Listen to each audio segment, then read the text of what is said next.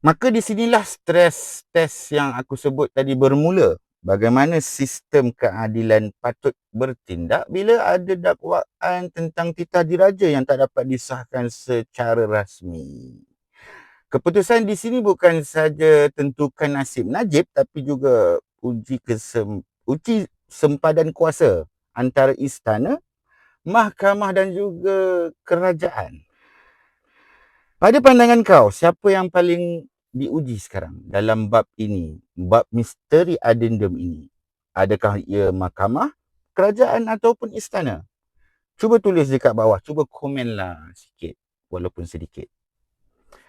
Okey, rule of law vs prerogatif diraja.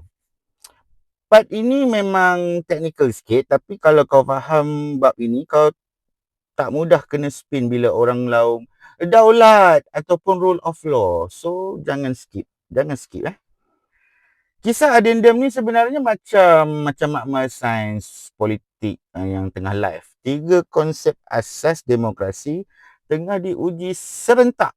Kedaulatan undang-undang, keseimbangan kuasa dan juga integriti institusi. So ujian pertama dia adalah tentang kedaulatan undang-undang, menentang prerogatif diraja lah.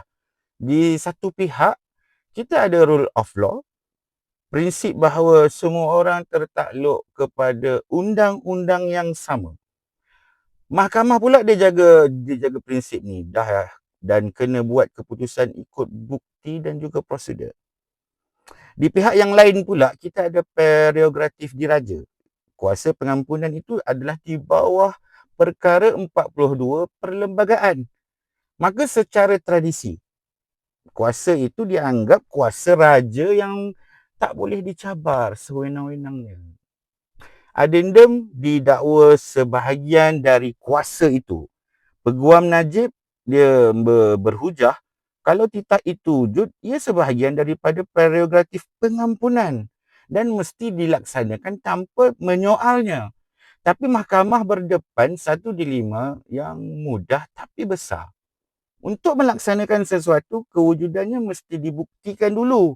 Akhirnya Mahkamah Tinggi telah memutuskan titah tambahan itu tidak sah kerana ia tidak pernah dibincangkan atau diputuskan dalam mesyuarat Lembaga Pengampunan pada 29 Januari 2024.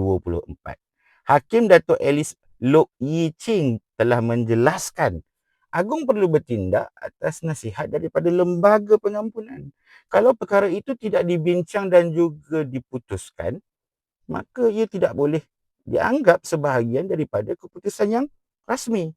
Jadi mahkamah telah menolak permohonan tersebut. Maka keputusan ini menjadi terlalu besar. Ia merupakan satu penghantaran mesej yang cukup jelas. Kuasa diraja tetap dihormati, tapi pelaksanaannya mesti mengikut jalan dalam kerangka undang-undang yang sah. Maka mahkamah telah memilih untuk mempertahankan rule of law. Apa-apa perintah mesti disahkan melalui proses yang telus sebelum ia boleh dikuatkuasakan. Ini satu signal yang penting tentang kemandirian kehakiman. Walaupun Peguam Najib masih ada ruang untuk mengemukakan rayuan, maka kita tunggulah. Maka kau setuju tak dengan pendirian mahkamah ini? Maka korang komenlah rule of law dekat bawah. Kalau kau rasa mahkamah tu betul ataupun prerogatifnya itu telah diutamakan, kalau kau rasa titah diraja patut override proses, maka fikir-fikirkan.